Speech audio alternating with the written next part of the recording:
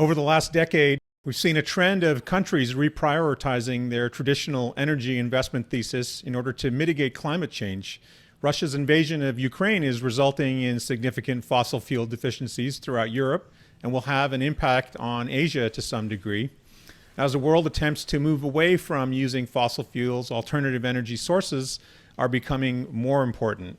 But in the meantime, it's difficult to close the gap on global energy deficiencies. Nuclear is making a significant comeback as an alternative green source of energy, and electric vehicles are gaining popularity as well. And with them, there's a growing demand for lithium for battery manufacturing. Joining us to talk about uranium, strategic commodities, and carbon credits is Nicolas Piquard, portfolio manager at Horizons ETFs. So stay tuned. Mike Philbrick is with me from Resolve Asset Management Global. Hit that subscribe button, give us a like, and leave comments. The views and opinions expressed in this broadcast are those of the individual guests and do not necessarily reflect the official policy or position of AdvisorAnalyst.com or of our guests. This broadcast is meant to be for informational purposes only. Nothing discussed in this broadcast is intended to be considered as advice. Nick, it's awesome to have you on the show again. Thank you so much for joining us. Yeah, thanks for having me on. Happy to be back. Nick, among other things, one of the mandates that you are on as a portfolio manager at Horizons is HURA, the Horizons Global Uranium Index ETF. What's happening in the uranium space and what's your outlook? Well, I mean, things have really, things were already looking very good. 6 months ago in the uranium space, the spot price was recovering nicely. We spoke in September about what was happening in uranium, and everything was going in the right direction. And things have just been turbo boosted here in the past few months, driven by the conflict in Russia, which has propelled fossil fuel prices to atmospheric levels, and uranium has followed suit because uranium is a decent provider of energy and zero emission energy at that. And governments everywhere are now looking at ways to get energy independence from fossil fuels. Yeah, and that uranium side of things too. The thing that I always remember is the always on type of power that uranium is. That is such a great base power for communities, industrial complexes, whoever's using electrons. It's a great base rate of power, unlike some of the solar or wind type powers, which are a little bit more variant in their outputs. So is there a way for us to, as a human civilization, if you will, if I'm going to go to some largesse, can we bridge the gap between where we are today and zero carbon emissions without something like nuclear? Well, I think it's just going to be very difficult. I mean, I think that, everyone talks about, wind and solar, but as you mentioned, they're not on all the time. And, I think, wind is on, kind of a third of the time. You got solar, it's on at least less than 50 just from nighttime, daytime. But with cloud cover and whatnot, it's really only on like kind of 25% of the time. So to reach zero emission, you need baseload energy. Hydro is one of the solutions, but even hydro, we're seeing all sorts of problems with hydro capacity. We saw it early.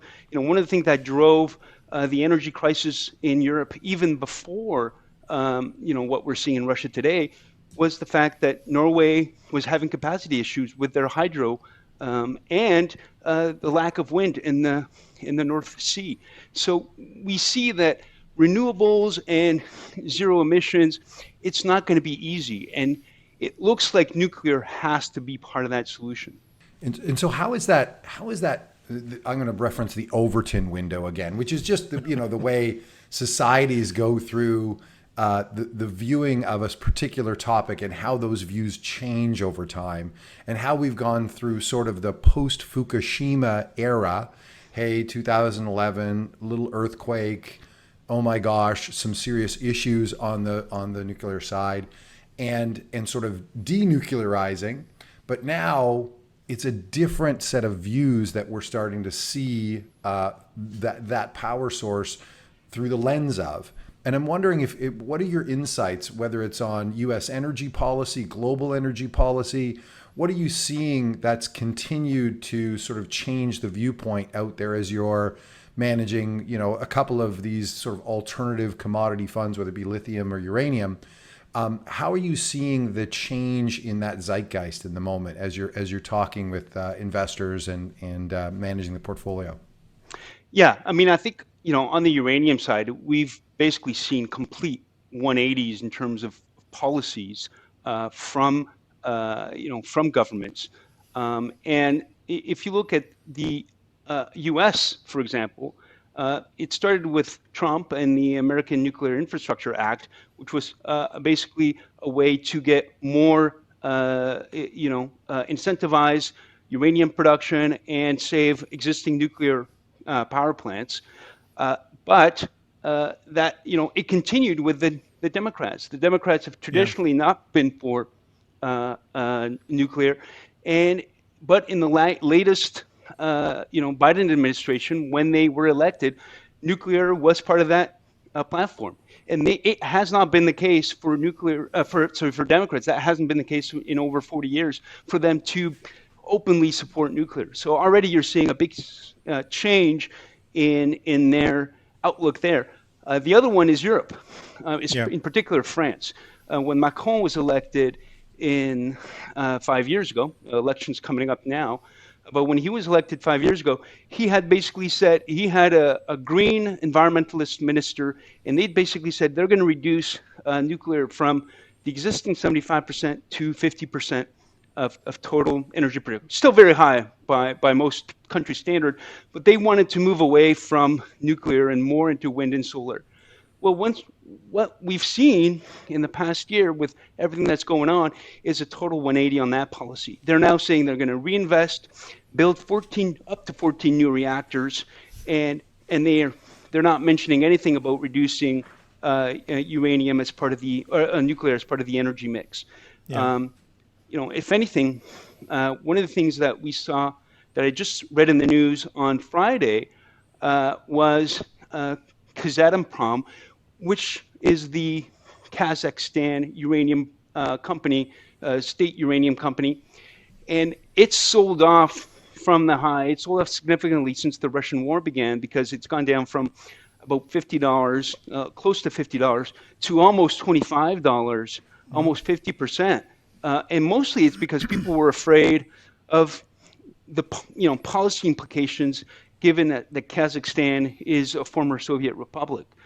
Well, just on Friday, Orano, which is the state French mining company, they had a meeting with Kazatomprom and said, we're committed to our joint venture here. We want to expand this joint venture. We want to make sure everything works, because we need this uranium, and we want to make sure that we can still work together.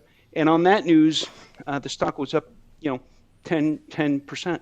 So I think that there's definitely a lot of countries who realize they need secure energy. They need nuclear has to be part of that solution, and they're making sure that they're securing that supply.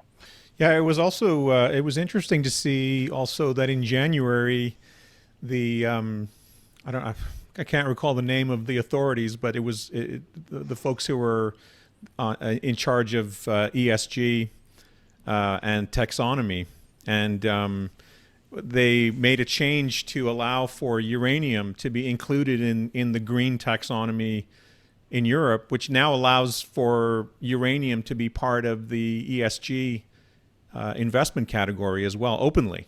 Yeah, and that was a big tug of war between basically France and Germany. Germany did not want it to be in the taxonomy, and France did. The other question mark was natural gas, whether it should be part of the taxonomy. The Germans wanted in there. A lot of people thought it was not the right thing to do, given it's still a fossil fuel. But as we now know, Germany is incredibly reliant on natural gas, and they kind of agreed to disagree and said, look, you can have natural gas, we can have uranium, but for nuclear. But for nuclear, this is a very, very big deal, and I'll tell you why. Because one of the big costs in nuclear energy is not really uranium.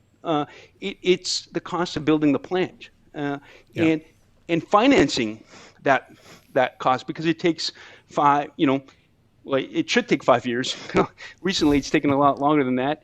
But hopefully they can control the timelines. But it takes a long time to build these plants, and so the cost of money, if you can borrow money cheaply, that really reduces the overall cost. So the fact that it can get into that taxonomy and get preferential investors, or get investors more easily invested and more easily financed, that could be a big, that's one of the reasons China has been able to really cheaply build a lot of their nuclear reactors over the last 10, 15 years. It's because it's all state financed at very low levels.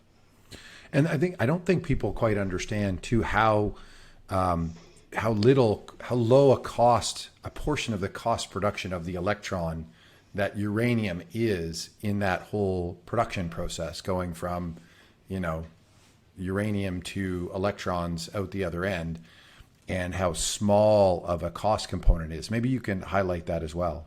Yeah, well, it is a very small cost. The nuclear fuel, it only represents about 10% of the overall cost of operating a nuclear power plant, and the uranium is only a part of that nuclear fuel cost. I mean, there's all sorts of other costs involved in enriching and whatnot, and conversion and whatnot. So uranium itself is actually a relatively small part of overall cost for nuclear power plants. So they're fairly insensitive to the price.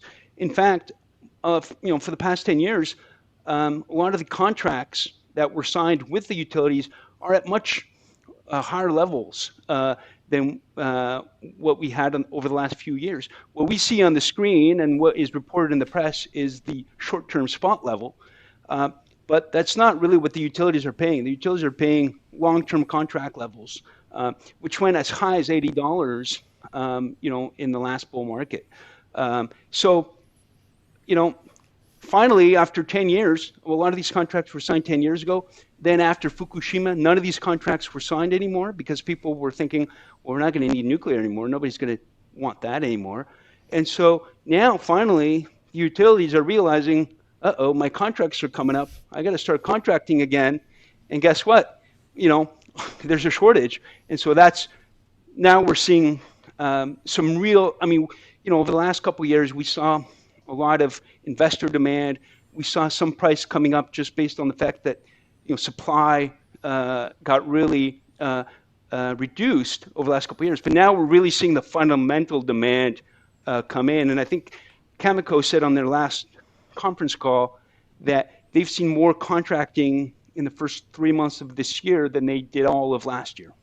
So where are we on the supply side of that equation, though, with, sort of call it a decade of underinvestment and underdevelopment of, greenfields projects, brownfields projects? Where are we on that side? So we've got the demand equation sort of coming together strong. We've got some tightness. Do we see a lot of projects? I wouldn't think we would, but where are we on the side of having more projects, producing more of the product in order to facilitate the need? Well, that's an excellent question. And just to get back to where we need to get rid of the supply deficit that we have right now. Just today, forget any kind of new plants coming online. Just today, we're significantly below what we need just to get back to kind of a no deficit situation. Even if you brought back, McArthur River, which is the largest mine in the world, which Cameco announced that they want to bring back, it still wouldn't get you there. You'd have to get all the other mines that have closed down, and some of them are pretty much close, aren't really going to produce any more uranium. Ranger is an example of that in Australia. That's shut down. That's no longer really going to produce any more uranium. Other mines like Langer Heinrich, for the Paladins mine, that's 4 million pounds a year. That could come back online. There's a couple here and there, but really you're going to be relying on Cameco to bring back the 20 million pounds from McArthur River. And they've said that in the process of doing that, they're only going to bring back Cigar Lake at half its capacity to extend its mine life.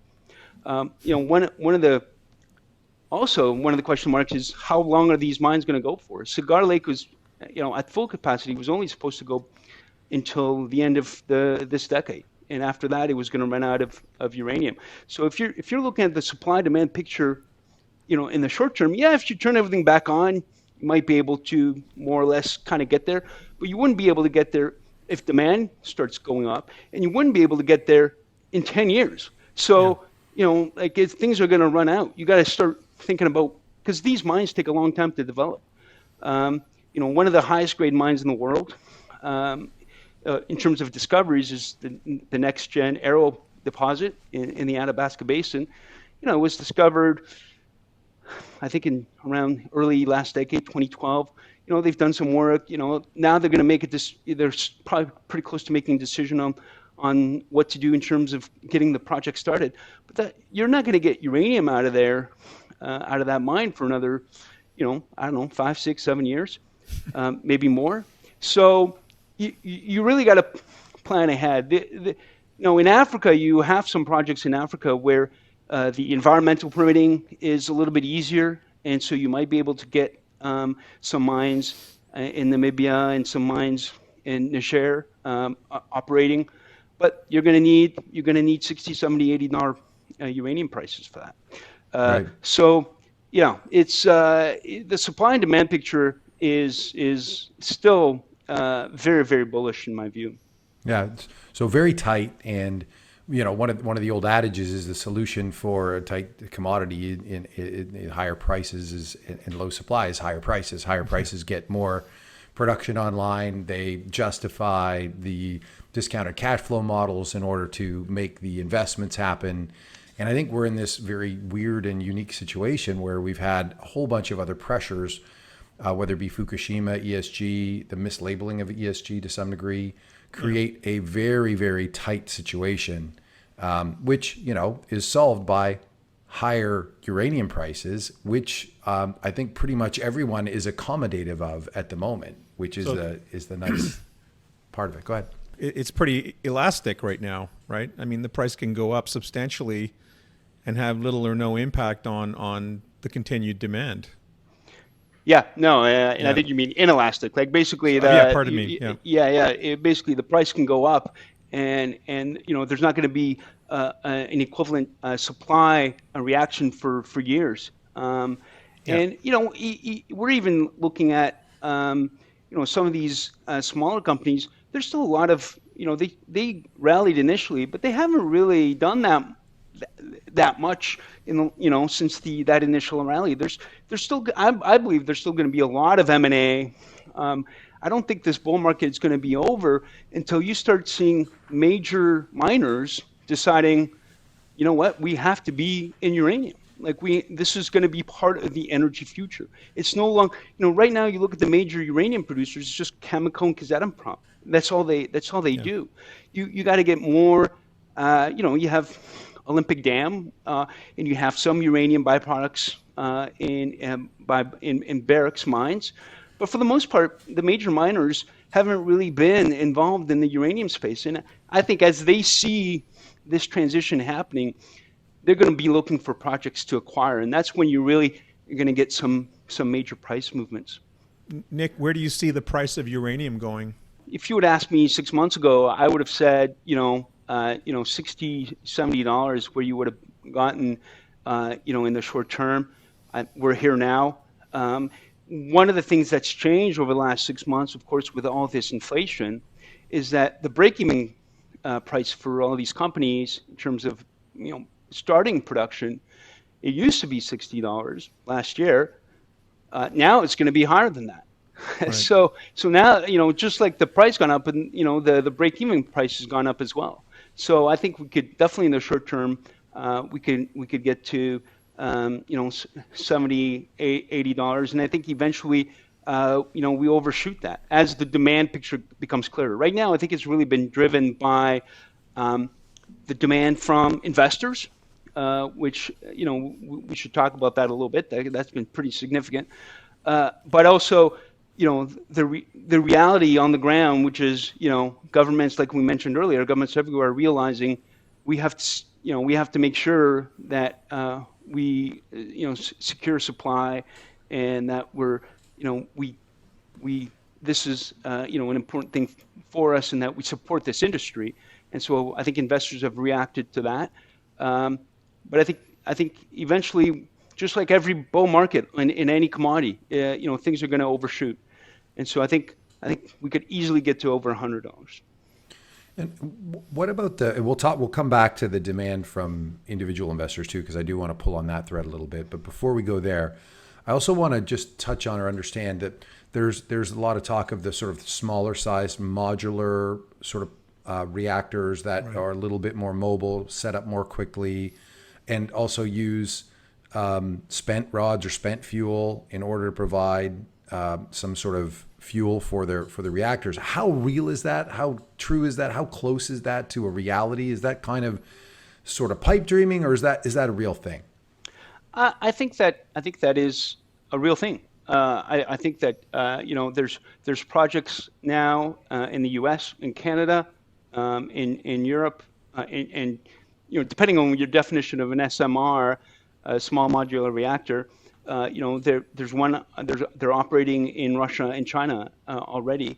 The whole idea with SMRs, they're not that new or that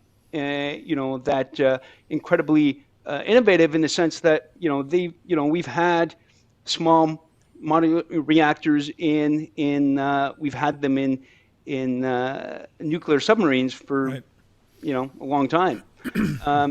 And so, they operate very well in these submarines, and so they're just, what makes them interesting and why people are starting to talk about them more is that, can we start mass producing these? Can we put them in a factory setting because as we talked earlier, most of the cost of building nuclear energy is in the building of the plant, and that costs a lot of money.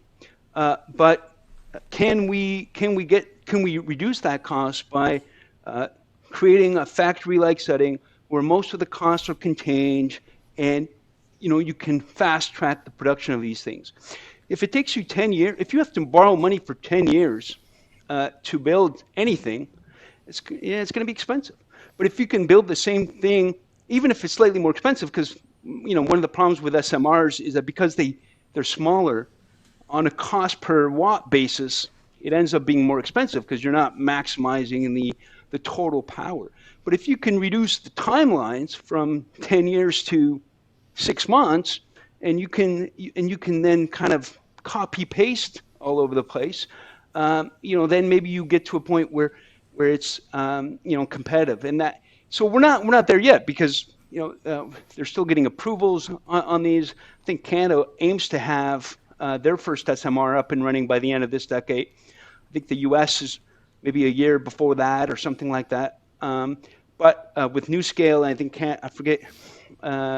the Ontario government is working with, I think, Saskatchewan and New Brunswick. They had an agreement on working with the SMRs. So there's a lot of policy, and a lot of governments are looking at SMR because they're safer. The new designs don't melt down. They can fit better within kind of a solar and wind. Like, you can just kind of pluck them in different areas. But more importantly, for a country like Canada, you could put an SMR in a mine in anywhere in northern Quebec or northern Saskatchewan or wherever, where it's very hard to get electricity and very hard to get a grid. And you could use that instead of diesel, which is actually a lot more expensive than most electricity generation. So there's a lot of application. I think we'll see those applications come potentially out first, where on an islands where electricity is expensive, or in other places where electricity is expensive. So Nick, in all this, there sounds like there's a huge opportunity for a high-end labor force as well. Can you expand on what are the implications for employment growth in this, or in this type of industry versus other energy industries?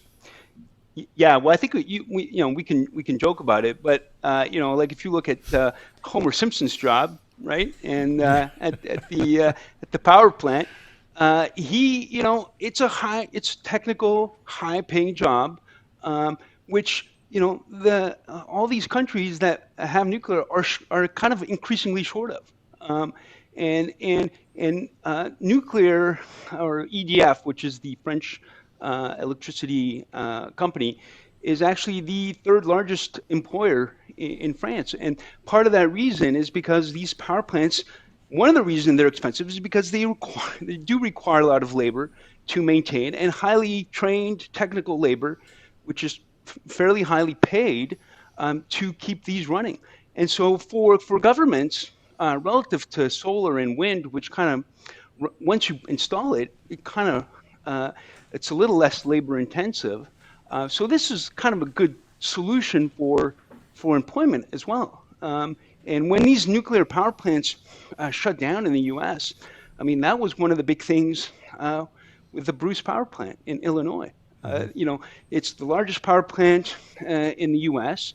It was one of the best safety records in the U.S. They had a very highly trained they have a very highly trained labor force, and they looked like they were all going to be out of a job by this year, unless the government helped them.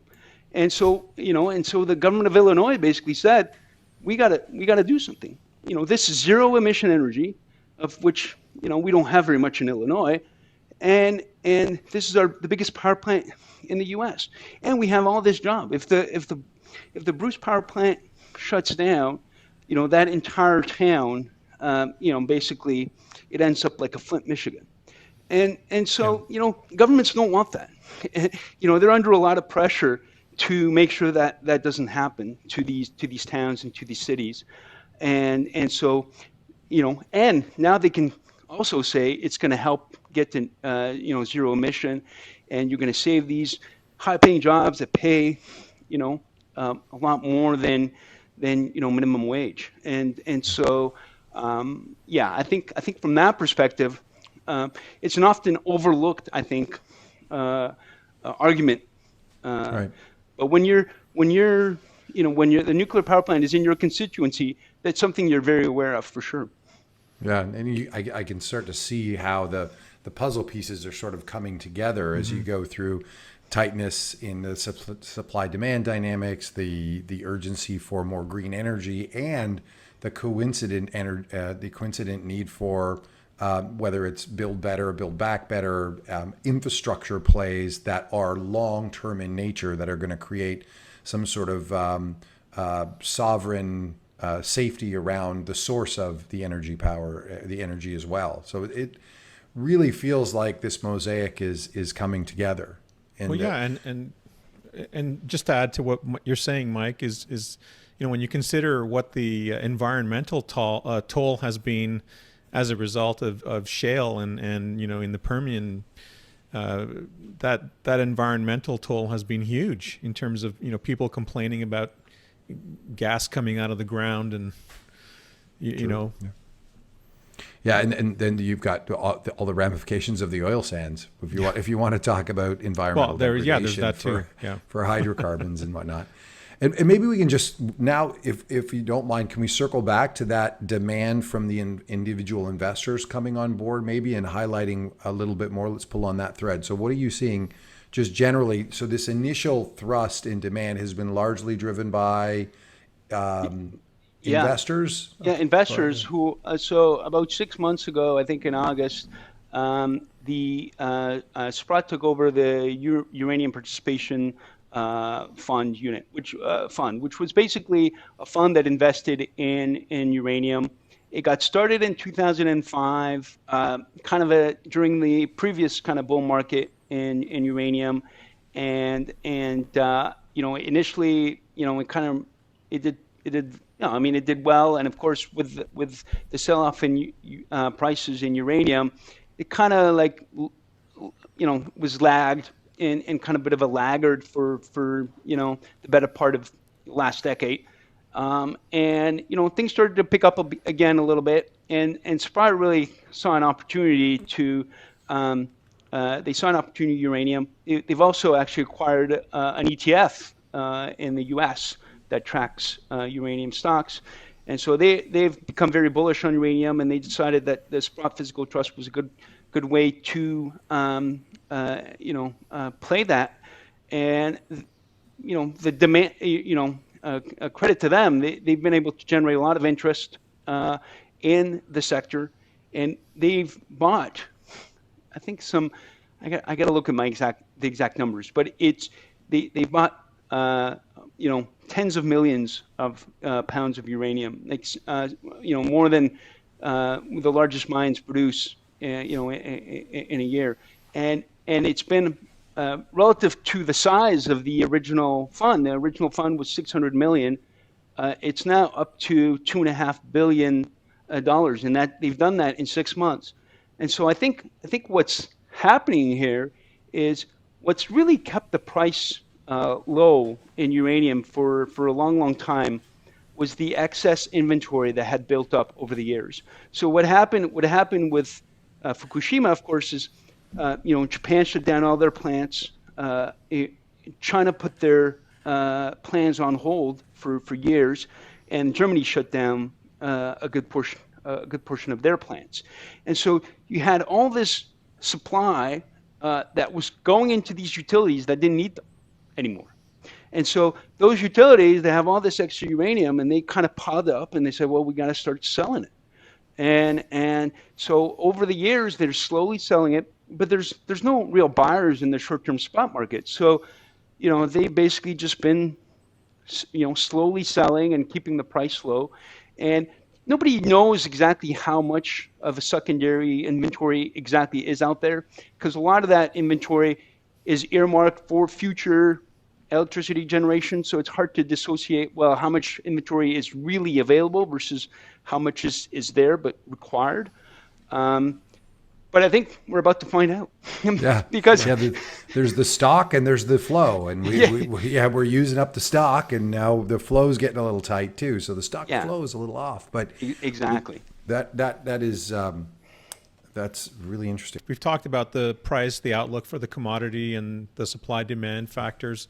What about the companies in the sector that are part of the index that well, can we just before we go to the companies, and I think that's a great next place, I also wanted to just highlight how uranium is unique in the commodity space, in that it's not really there's not a highly liquid futures market for uranium, right? This is pretty serious product that one needs to be highly regulated to handle.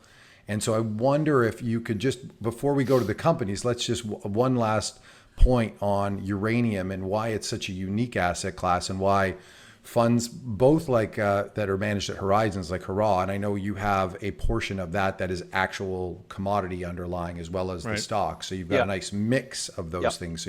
So if you're an investor, you can kind of buy it all in one spot. But maybe highlight the sort of the unique nature of the uranium commodity market before we go to the companies.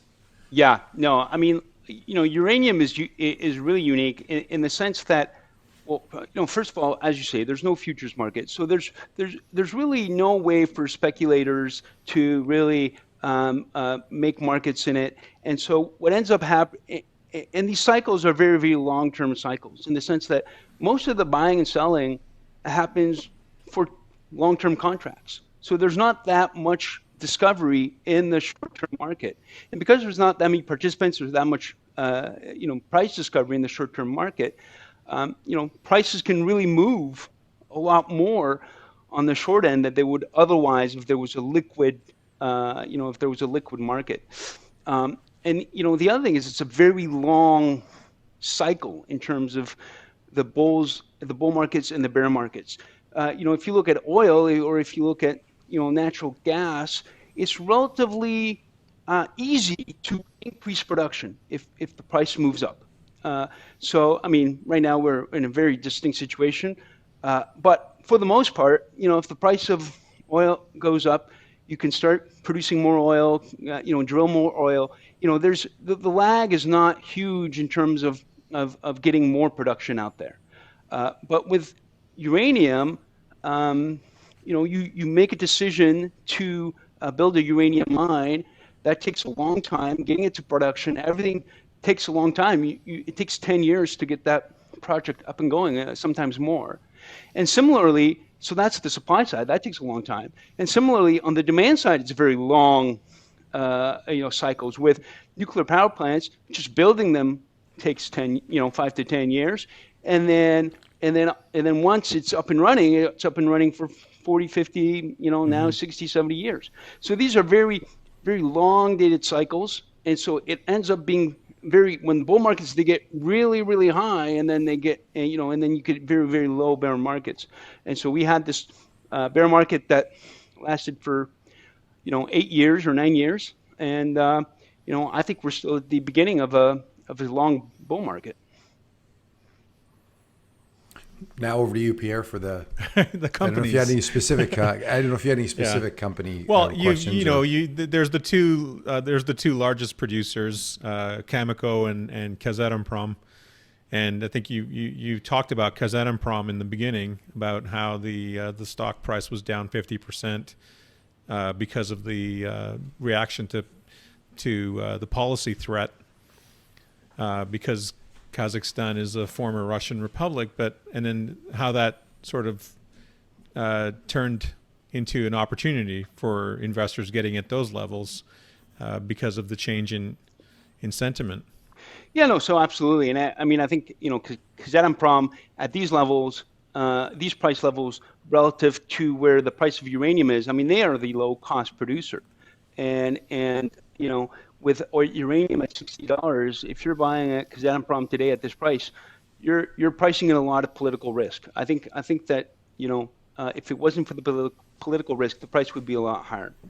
And so I think that if you feel comfortable with that risk, then it's certainly, it seems to me that it's certainly an opportunity. And if I look at the HURA ETF, the only reason it's not at new highs today relative to where it was in November is because the Kazatomprom price has come down so much. You look at Cameco, it's at new highs. You look at the uranium price, it's at new highs. But I think there's also some opportunities in some of the smaller names. The smaller names, they initially did extremely well on the initial, and then they've kind of settled down a little bit. And I wouldn't be surprised to if uranium prices keep going the way they are, they're gonna play some catch up. One of the tricky part with uranium companies, of course, is right now there's really only a handful of companies that are actually producing uranium, right. and so for a lot of these other companies, there is some risk in terms of building the mine and producing, and there's all these risks associated with going through that process. And that's why I always kind of advocate for a diversified portfolio approach, where you're buying a lot of these different companies and projects, and so that if one doesn't work out, you're still benefiting from all the ones that do. The other thing that I'm reminded of as you talk about Kazatomprom is the the deep water Horizon debacle that occurred, where BP was marked down an awful lot because of all the potential risks, and the choice you have. There's risks. If you're going to go and find a bunch of junior producers that are looking for projects, trying to develop them and get them to production, that's a whole set of other risks. There's regulatory risk in there. With Kazatomprom, you don't have those risks. You have political risk, but that the commodity is there. It can be produced. It can be delivered. So it's just a slightly different set of risks that, I think would be quite complementary in a portfolio. I like you, would opt to have both. If you go back and look at BP, it was steeply discounted and then recovered through time.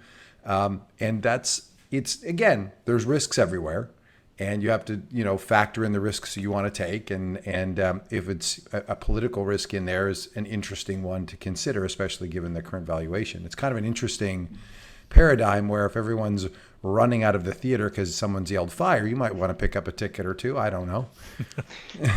Exactly, and a lot of investors have really said, okay, well, I'm just going to buy, a Cameco because it's the biggest one, and it's in Canada, and it's fairly liquid. So for bigger investors, they might just think, well, the liquidity's there.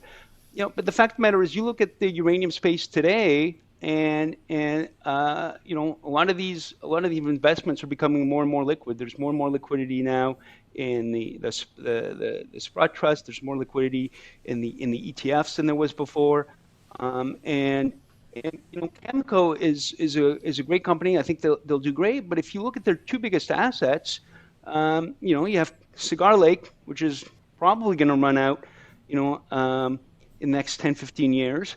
And then you have MacArthur River, which, that's kind of their, flagship operation, but it's a complicated mine, and they shut it down 4 years ago because the market was bad, but also because it's a tough mine, and they're gonna have to restart that. That's not a zero risk, event, and I wouldn't be surprised if Cameco has to go in, or if Cameco wants to acquire other companies and say, now that our stock price has done so well, why wouldn't I go and use my paper to secure more supply down the road? I think I think we're going to see some activity. Yeah, right. In And the space. I think you nailed it in that. Why? So you've outlined the two mines that Cameco has. If you buy one company, you got those two mines, and you got one set of risks. To me, it makes a lot more sense to diversify that across a suite of exposures, both small cap, large cap, and some of the commodity, which is why, I think the Hurrah ETF is particularly novel in that approach, in that it has taken a sort of a very well diversified approach, so that the investor knows, well, I mean, if Kazatomprom or if a company has trouble, my whole portfolio isn't in the dumpster fire. Which, by the way, all of those arguments about Cameco you could make for Kazatomprom, other than, okay, the jurisdiction is a little bit dodgy, but it is, lowest cost producer, and on and on and on. So it's hard to ignore that. And then you throw in, hey, by the way, we just put it on sale. Okay, well, again, diversity through your portfolio is a benefit often. Yeah. So Nick, apart from you mentioned that a lot of there's a lot of state sponsorship of development of nuclear. What do you see happening in capital markets in terms of money being raised for private sector endeavors around uranium? You mentioned Sprott. You mentioned some of the activity that sort of triggered the rise in the price of the commodity this last year. But what kind of activity are you seeing in terms of investment banking? Yeah, I mean, I think there's obviously more activity now that the prices have recovered, and the junior miners, they're always going to be looking for capital just to forward their projects, and so we're seeing some of that. But what I haven't seen as much as I thought is a lot of M&A activity in terms of companies tying up, or some consolidation of projects and whatnot to create like bigger, more diversified companies and whatnot. There's been a few things here and there, but I think that's a sign that we're not really in the thickest part of the bull market yet. We see the regular kind of money raises from the juniors to kind of forward, like I need $5 million to kind of do a PFS or something like that. Mm-hmm. But we haven't really seen big deals or big M&A activity yet. And I think that's likely coming though. So altogether, very positive fundamentals. Absolutely. And I think one of the reasons that we haven't seen, a lot of that is because, people don't want to sell yet. Like if you have a good project that you're slowly bringing to production, why would you want to sell? Right now the outlook looks very, very good. You're going to want to keep most of that upside. Once the M&A activity starts in earnest and you're starting to see a lot of companies sell, that's maybe when you want to start to be a little bit more concerned. I was wondering if we'd switch gears to another commodity that doesn't have a futures contract underlying it, where investors can get access as well. So I didn't know. Let's talk about lithium. That's it. So we got all kinds of alternative. This should be the alternative energy show today. But yeah, let's talk about lithium, Nick. Yeah, I think lithium is interesting because it's an amazing demand story. You look at the demand on lithium and how it's really started to grow exponentially, I guess, in the last couple of years, and it always was going to be that way, but I don't think the market really woke up to it until recently, and you've seen price of lithium carbonate go from up fivefold, in the past kind of 8 months or so, and it's whereas battery prices had been going down for consistently since 2012, basically down almost 80-90% on a dollars per kind of kilowatt hour basis. That finally was up this year because of the price of lithium, and the high prices of carbon, the high prices of oil in particular, and gasoline. The big thing is, of course, the price of gasoline in the United States, where they're used to getting really cheap gasoline, and it's only going to increase the speed at which people will be converting to EVs, and what that entails in terms of demand for lithium. And lithium's, again, another one of those very unique commodities where there isn't an easy way to get access, right? There isn't a futures market. There's not that type of stuff. So how have you guys thought about that in structuring the ETF that you're running, and how do you approach that? Yeah, and it's interesting because the lithium ETF, in a lot of ways, as a commodity, like you mentioned, it looks like the uranium ETF. It's a market where there's not that many big companies, that are pure plays on lithium, and there is a very there's no futures market. There's kind of an illiquid spot market, but most of the activity happens in the long dated contracts between battery manufacturers and between the miners.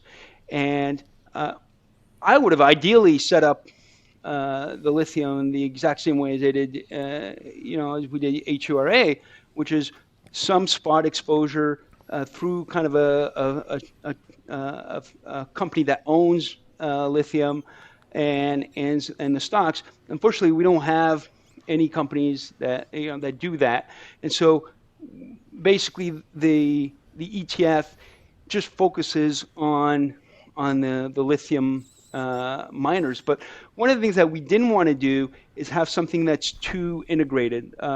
We didn't want to have the battery manufacturers in there. We didn't want to have the EV companies in there. We really just wanted to focus on the commodity itself, so that it's a commodity related ETF. It's not a Right. bet on electric vehicles.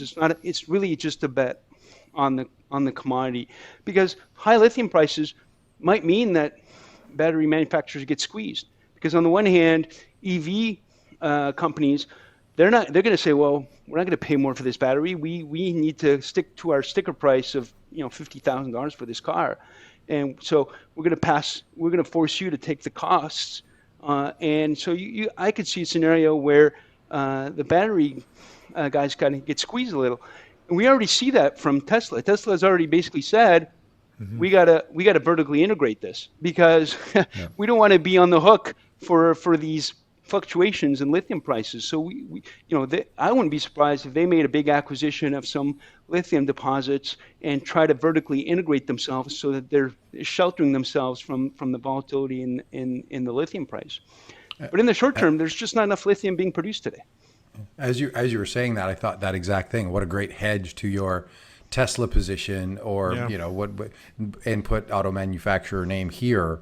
in that you're going to buy a suite of these producers of this very highly desirable product. So we've got the demand side, obviously, kind of exploding. We've already seen a 5x on the lithium price. What's the supply side looking like? So you mentioned there's just not enough being produced. What's the gap like, and what do we see in projects coming on board and investments in that area?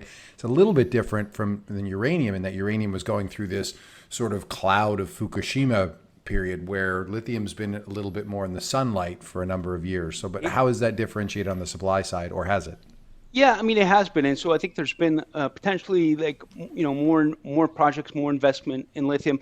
But I think for the most part, industry thought that it would be slower. The demand curve would grow slower, and so even though there's lots of projects and lots of lithium being produced, it's not growing fast enough relative to where the demand is growing from.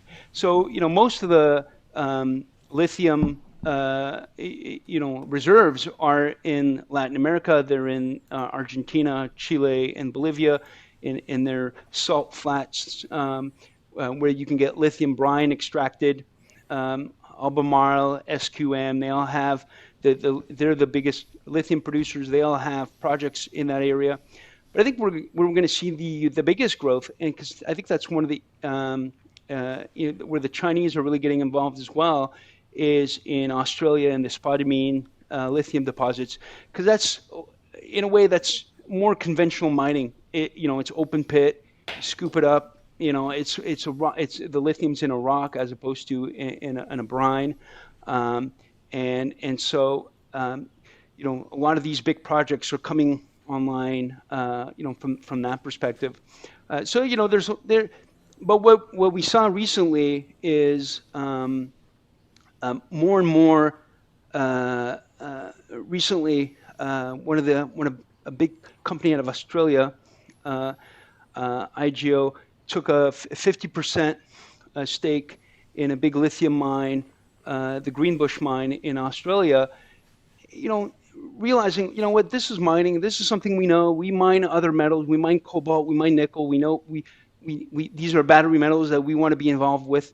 And so it just makes sense for us to add that as part of our portfolio, and whereas I think the lithium brine projects, that's been more specific to companies that kind of specialize perhaps in that. And so we've seen Albemarle, we've seen SQM. These are companies that don't that really focus on lithium. But now we're seeing some bigger mining companies getting involved in these spodumene projects. And so where are we with valuations? Sort of that sector has had a bit of a pullback in the last sort of, call it 6 months or so, maybe 4 or 5 months. And yeah. So where are we at with valuations? Where were we at? Where are we now? How do you see them growing into those valuations, if that's the case? Or what are your thoughts there? Well, what's interesting is that even though we've seen the lithium prices basically, as like I said, even though they're up 5 times on the short-term price, what's a little less clear is what that's going to mean for the long-term price. But certainly the stock prices haven't really reacted that much to this huge boost in prices. They're up, but they're not up like they would be if people were pricing in the current lithium prices, in a kind of an NPV model. So there's a couple reasons. I mean, obviously, there's a lot of lithium, and so in the world, and so maybe it's just a matter of funding these projects and getting them out of the ground, and people think that maybe the price will come down.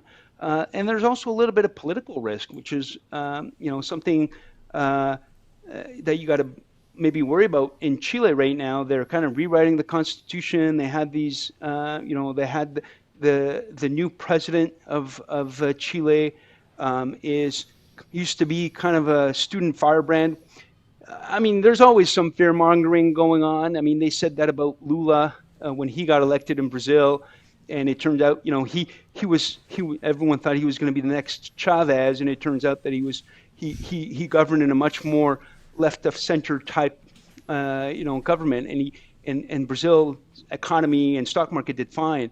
But there is some risk with Chile that, they say that they want to potentially nationalize copper and lithium mines, and they're one of the largest lithium producers. So and that's why, again, you kind of want to have that diversified approach where, you're not taking risk on just one jurisdiction or one company.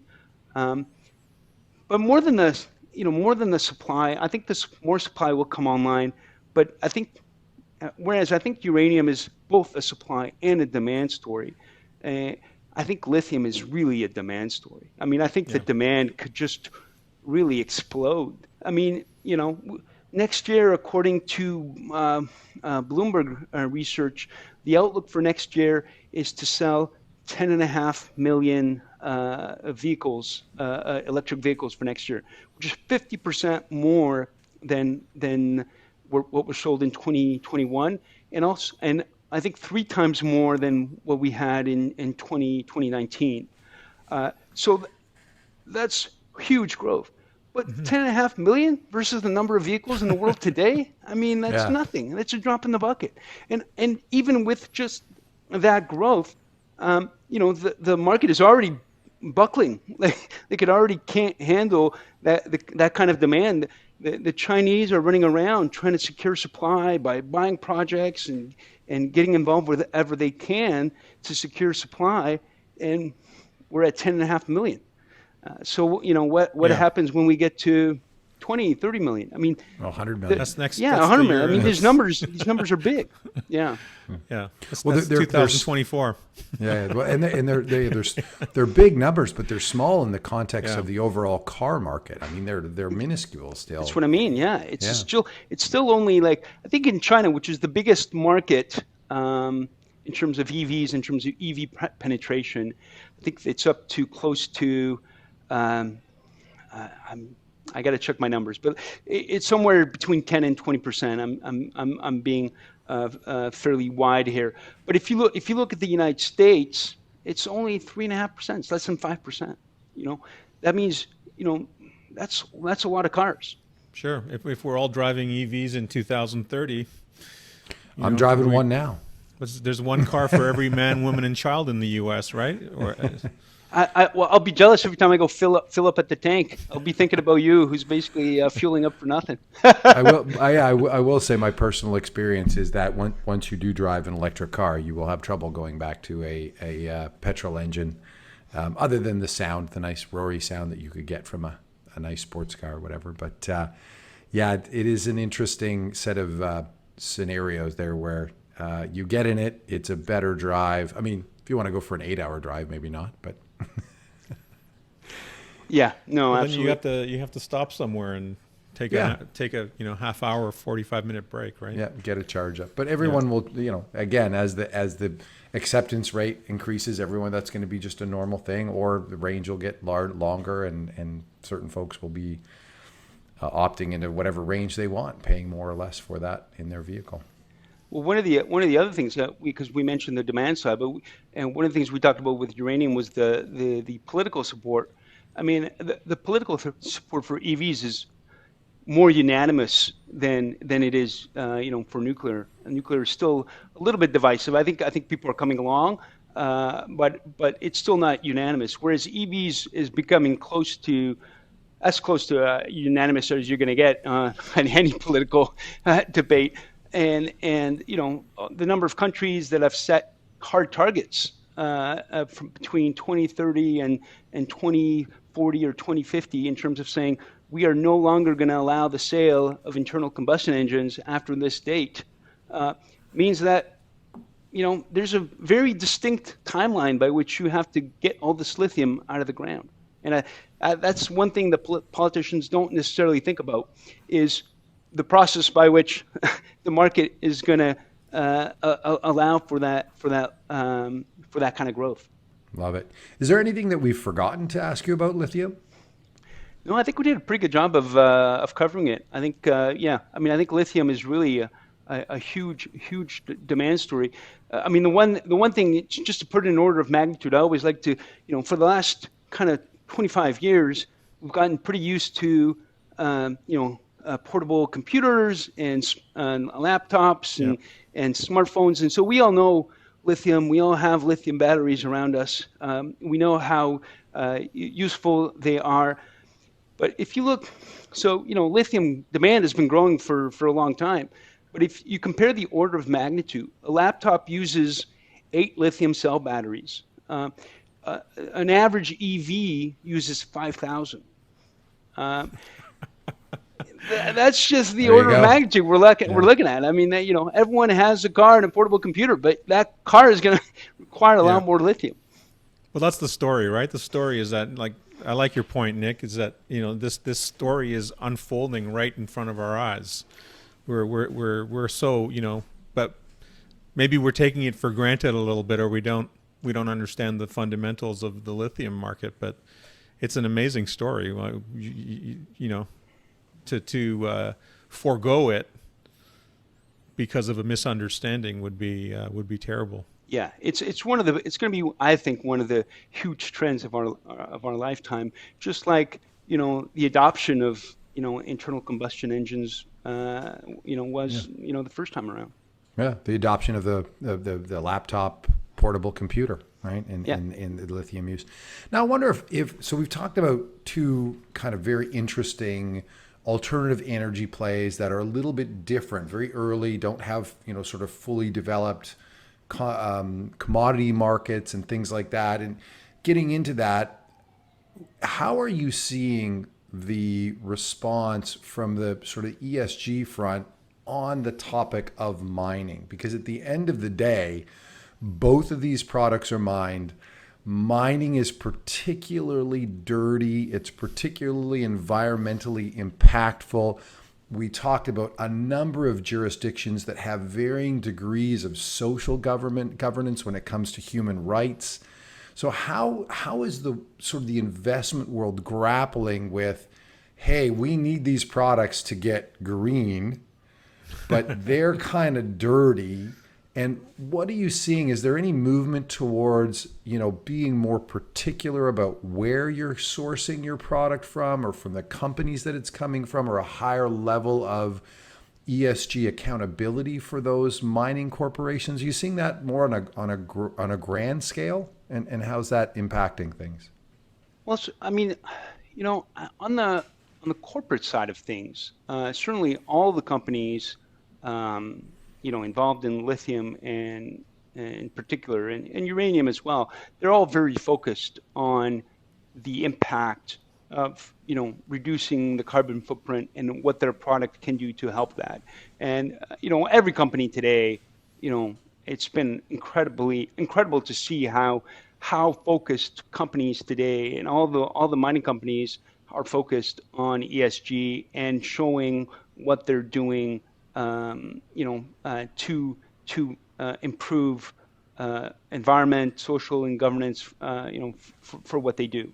On the investor side, it's a bit of a different story, and I think it kind of depends. Some investors kind of understand that lithium, in particular, has to be part of EVs, and there's if it's not lithium, it's going to be some other metal or some other, you got to take that, you got to mine that stuff somehow. So I think there is a realization, and so that is certainly on the radar. I'm not sure that translates into that much more investor demand, but it's certainly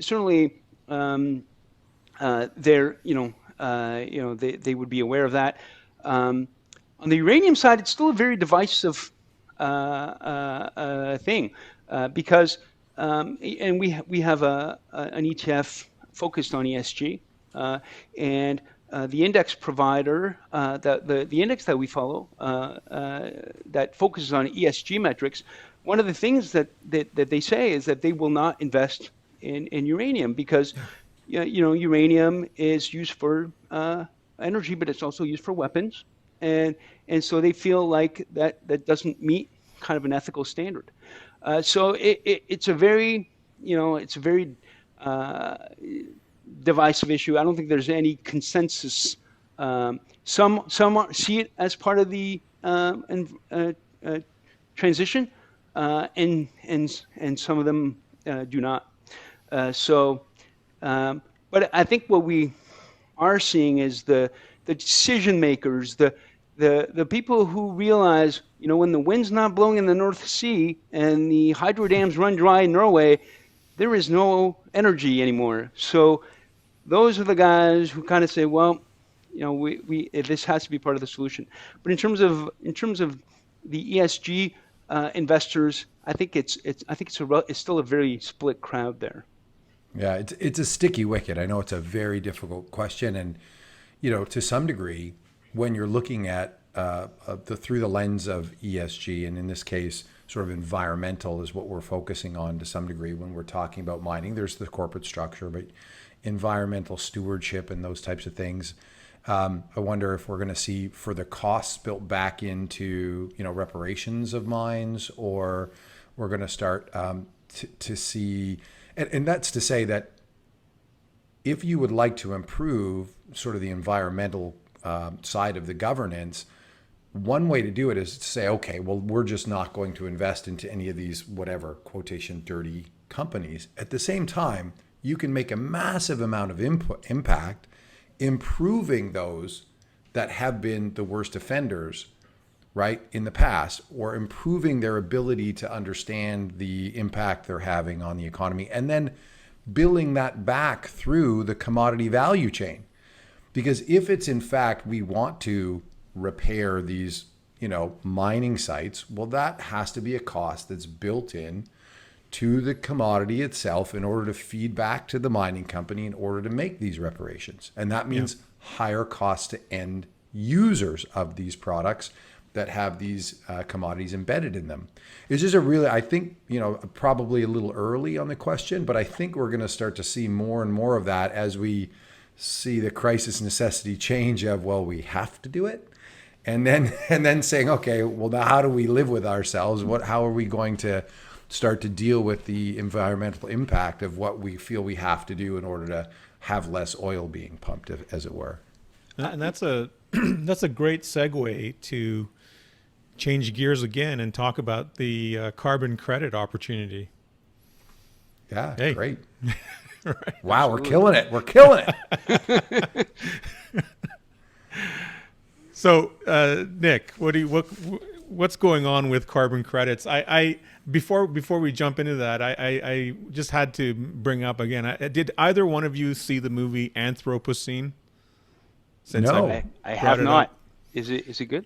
It's as as you were talking about, it's great. There's this whole sequence about Germany in there, about how they're ripping up the countryside for coal because they abandoned their nuclear. They shuttered their nuclear facilities. Yeah. But what I thought was ironic, you mentioned how big of an employer nuclear power is in France, and how much nuclear power there is in France, and then so what was ironic in all of that was, again, that while Germany shuttered its nuclear facilities, half of them, they also this year decided not to shutter the remaining half.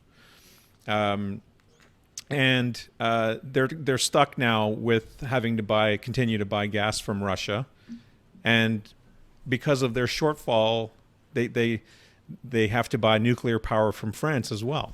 So they're kind of caught between these two powers. They're caught, on one side they've got France selling them nuclear, on the other side they've got Russia in the middle of this war that we're in now, selling, having to be at Russia's mercy. To buy gas and hoping that Russia doesn't turn off the tap. the tap, yeah.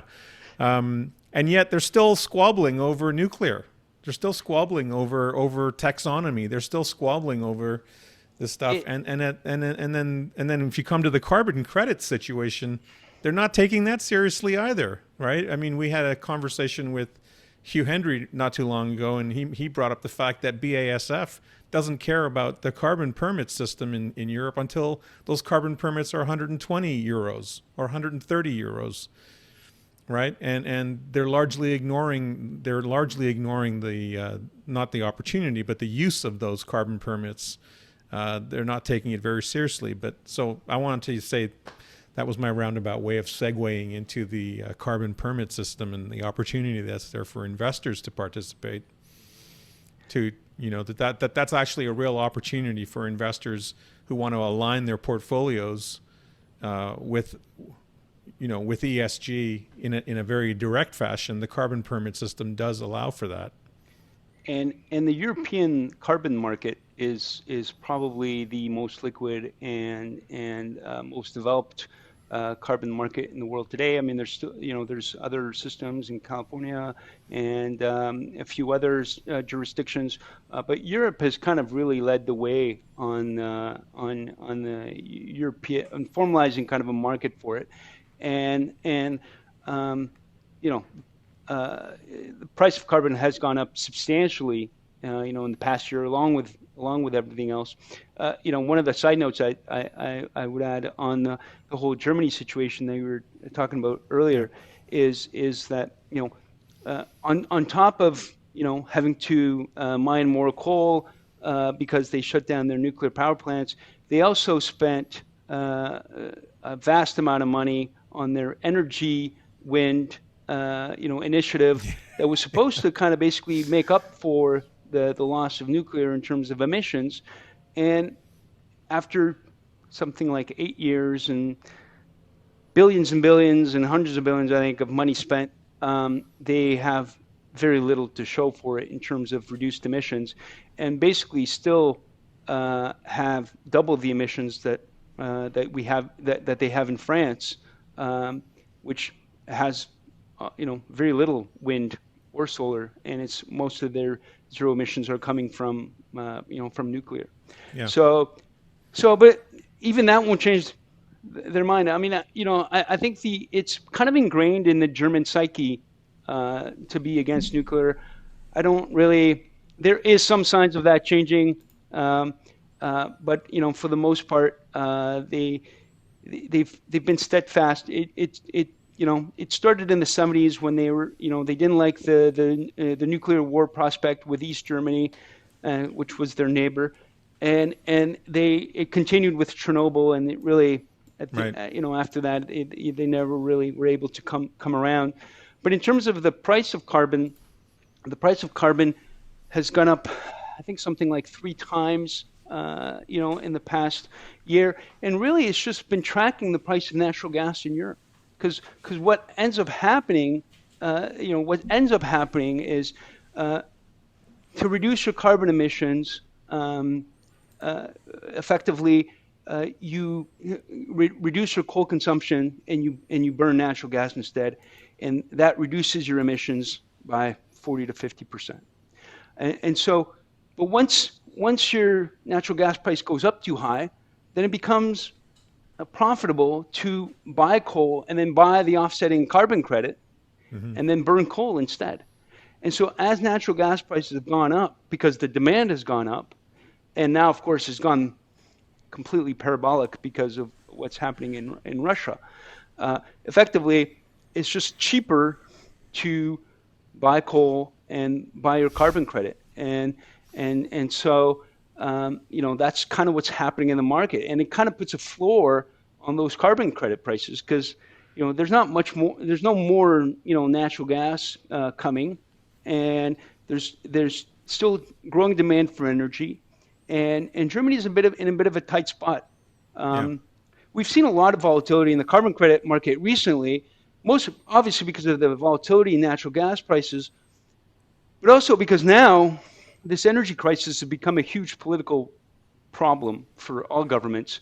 They're out handing $100 checks to everyone so they can fill up their tank. It's become a real problem. People can't afford to live anymore because energy goes into everything. It goes into food. It goes into your production of any good. It goes into transportation. It goes into and obviously it goes into your daily living of moving around.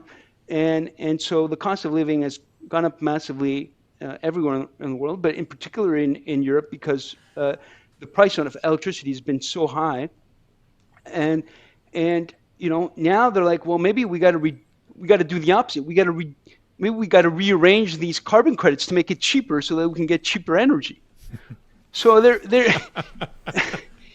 so and that's causing excess volatility in the market as well, because now like investors are looking, oh well, what if the government's decided, you know what, we're just going to hand more credits, we're going to increase the supply of these credits, and go the other way, because we're worried about high prices, which of course is the exact opposite thing that they should be doing, because these high prices are really incentivizing the move to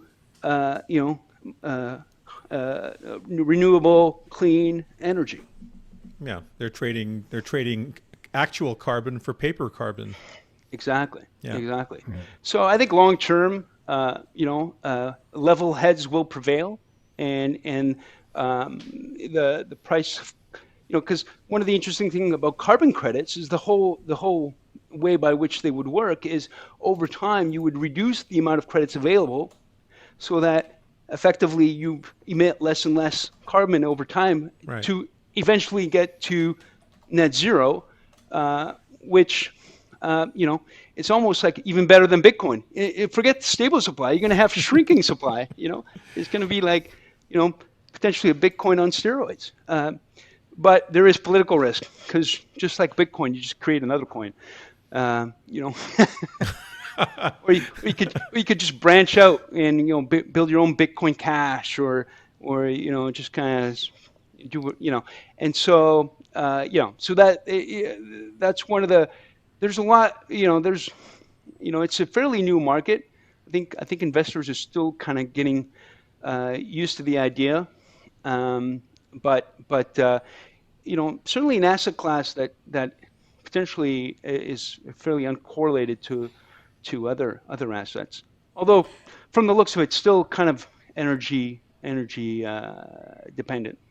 Given that, how has Horizons has structured the carbon credit ETF in order to facilitate participation for investors, and what are the top sort of 2 or 3 questions you're getting or fielding from investors?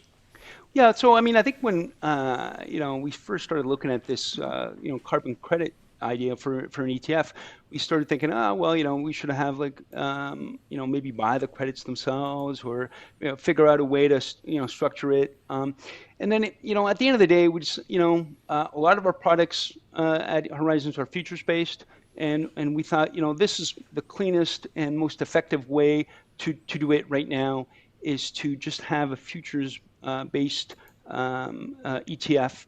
And so what the ETF does, it just buys the European market, the European futures market, and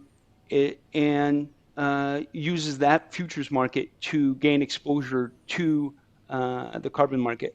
That doesn't mean that over time, if more markets become liquid and that become more investable, perhaps at some point, you could expand to get into more markets. But I mean, for now, the European market is really the most liquid, and really with an excellent opportunity, because the Europeans are quite committed. You look at the green taxonomy, you look at all the work that they've done to get this market up and going. And what's nice about Europe, which is also the reason it's not great to be in Europe, is extremely hard to do stuff. Like, you got to get all the governments to agree. They all have veto powers. I mean, it's almost impossible to do anything. But once you agree, it's almost impossible to undo it. So once it gets past the finish line, it's very hard to undo. That's one of the reasons why once the green taxonomy with the nuclear as one of the alternative energies that's included in it, that was very hard to get through the finish line. But now that it's made it, it's going to be very hard for it not to go forward. Right. And so that's same thing with the carbon credit markets. I think it's going to be, now that they've agreed on a system, nobody wants to go back and renegotiate with like all the different countries and say, are we going to do this? Are we going to do that? So I think that's a very, whereas other jurisdictions, maybe if there's a change in government, just saying, well, we don't like it. What if Trump comes and he's like, I don't like these carbon emission initiatives. I'm just going to go the other way, right? Like you're at the mercy of one administration. Right. With Europe, you have all these countries that agreed, and they all have to disagree, agree to disagree, or agree to undo. Agree to disagree in the same way to undo. Exactly. If you thought it was hard to agree on something, wait till you agree that you made a mistake or want to modify it. I don't know what it is anyway. But you have this decision by committee, basically. Yeah. Yeah. And so I think that this market is going to stay. And I think they're going to let the market price carbon and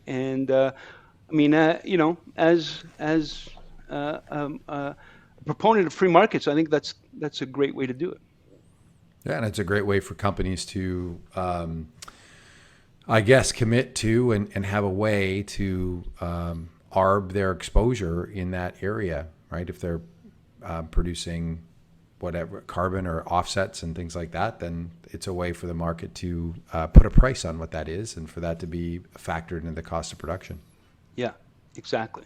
I'm not sure how quickly or how the penalties and whatnot. I'm not entirely sure how they're going to fully be able to implement that. You mentioned BASF, not being too careful there. I think that as time goes by, this is going to be becoming more and more relevant. And companies don't want to, these days companies don't want a black eye on ESG matters. I'm always kind of surprised. Well, I'm not surprised, but I'm always kind of interested to seeing, like, if you go to any company website today, I mean, ESG is the first thing you see. Yeah. Amazing. Well, that is quite a gamut we have run. 3 alternative assets, just ripe for investment. That's it's like the fruits laying on the long-term ground. investment. It's Not advice. Not advice. Beautiful. Beautiful. Nick, that was awesome. Yeah, it was awesome. Nick, where can people find you if they want to look you up and follow you and see what you're working on? Sure. Well, they can go to our website at Horizons ETFs, and we have a blog there where we discuss some of the stuff that we've been talking about today. And so that's probably the best way. And take a look at it. We sometimes do webinars for investors and whatnot on various topics. So definitely. Keep an eye out for those as well. Perfect. All right. Thank you, everyone. Who's your favorite character, Nick, from Atlas Shrugged? I don't even know. To be honest, I've never even read I'm embarrassed to say I've never read the book. So yeah. I always get my characters confused from the Fountainhead and when Atlas Shrugged. So I always say anyway. No, John Galt. When you were when you were talking about and we'll wrap on this, but when you were talking about the political risk in Chile, it reminded me of of the part where the Oasis, where Francisco d'Anconia, draws all of the intelligentsia of Atlas Shrugged into investing in the Chilean copper mines. And there they are. They're all at a party together, and they get the news flash that Chile has nationalized all of their interests. Right. Of course. And but it's the times too, right? Look at the infrastructure that is dilapidated. The way that political power is being wielded today with Putin and so there's just so many parallels that are happening again, and from a book that was written in the 50s. So don't they happen over and over again? I remember one of my favorite quotes from Francis D'Ancona. What is it?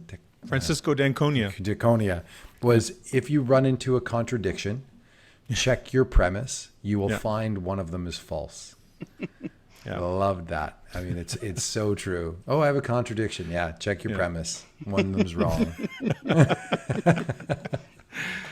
Awesome. All right.